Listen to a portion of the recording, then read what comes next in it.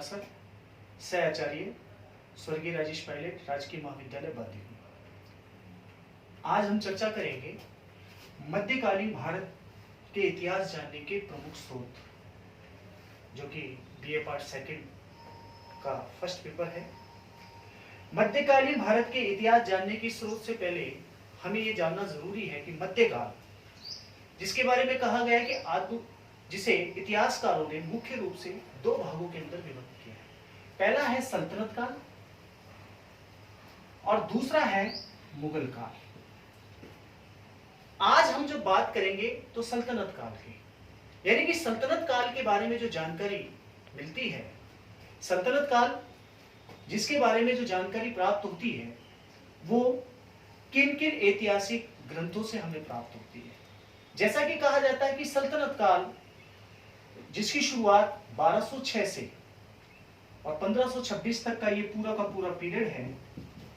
इसे भारतीय इतिहास में सल्तनत काल के नाम से जाना गया है। इस पूरे पीरियड के दौरान जितने भी राजवंश हुए हैं, चाहे हम गुलाम वंश की बात करें, चाहे हम खिलजी वंश की बात करें, चाहे हम तुगलक वंश की बात करें, चाहे सैयद वंश की बात करें, चाहे लोधी वंश की बात करें, इन राजवंशों के अंदर जो प्रमुख शासक हुए, उन शासकों के द्वारा जो नीतियां अपनाई गई और उन शासकों के द्वारा यहां किस प्रकार की शासन व्यवस्था स्थापित की गई, उनकी जानकारी हमें कुछ समकालीन इतिहासकारों के द्वारा, या ये कहें कि कुछ ऐसे विद्वानों के द्वारा जो लिखे गए ग्रंथ थे, उन ग्रंथों से हमें खासकर प्राप्त होती है। तो सबसे पहले यदि हम बात करें कि सल्तनत काल से पूर्व यदि हम बात करें, जब भारत में तुर्की राज्य स्थापित हुआ, उससे पहले भारत में तुर्की राज्य से पहले जो यहां आक्रांता आए, उनमें खासकर नाम आता है महमूद गजनवी का। महमूद गजनवी, जो कि गजनी प्रदेश का एक छोटा सा राज्य है, वहां का ये शासक था जिसने भारत पर आक्रमण किया। और कहा जाता है कि उसका आक्रमण करने का जो मुख्य उद्देश्य था वो भारत से धन प्राप्त करने का था। भारत में राज्य स्थापित करना उसका उद्देश्य नहीं रहा। और जब उसने भारत पर 1000 से लेके 1025 तक, जैसा कि उसने 17 बार आक्रमण किया, इन आक्रमण के दौरान एक प्रमुख लेखक जिसका नाम था अल-बरूनी, अल-बरूनी उसके साथ भारत आया और उसने एक पुस्तक लिखी जिसे तारीख हिंद या किताबुल हिंद कहा जाता है। अल-बरूनी के बारे में कहा जाता है कि अल-बरूनी ख्वारिज्म प्रदेश का रहने वाला था, लेकिन जब वो महमूद गजनवी के साथ जब भारत आया तो 40 वर्ष तक वो पंजाब में ही रहा और यहीं पर उसकी मृत्यु हुई। उसने जो ग्रंथ लिखा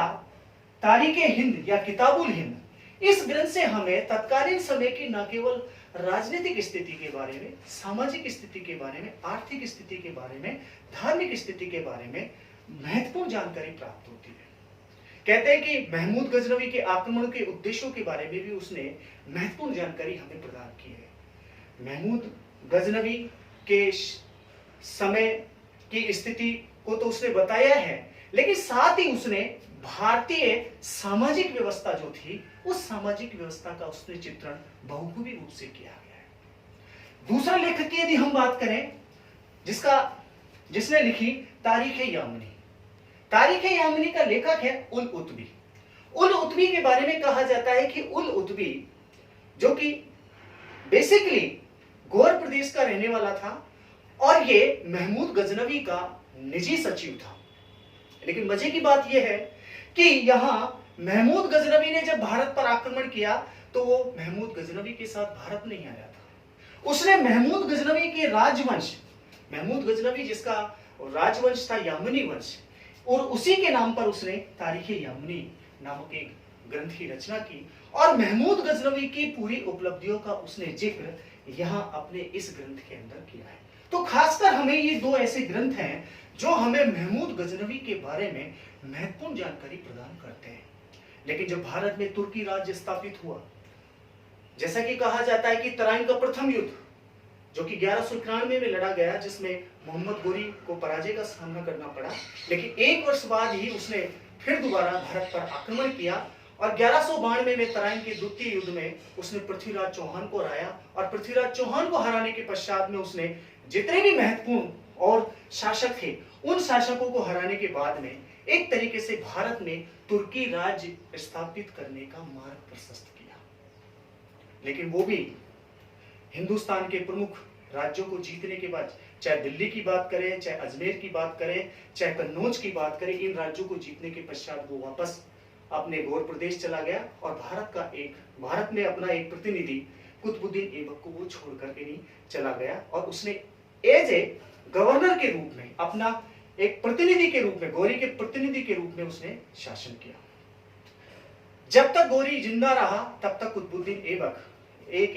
एक प्रतिनिधि के रूप में कार्य करता रहा। लेकिन जैसे गौरी की मृत्यु हुई, उसकी मृत्यु के बाद में कुतुबुद्दीन ऐबक ने 1206 में दिल्ली सल्तनत की स्थापना की और वो पहला दिल्ली सल्तनत का सुल्तान बना। 1206 में दिल्ली सल्तनत का वो सुल्तान बना और उसके बाद में उसके जीवन काल की महत्वपूर्ण घटनाओं की जो जानकारी हमें प्राप्त होती है, वो प्राप्त होती है ताजुल मासरी, जिसको लिखा हसन निजामी ने।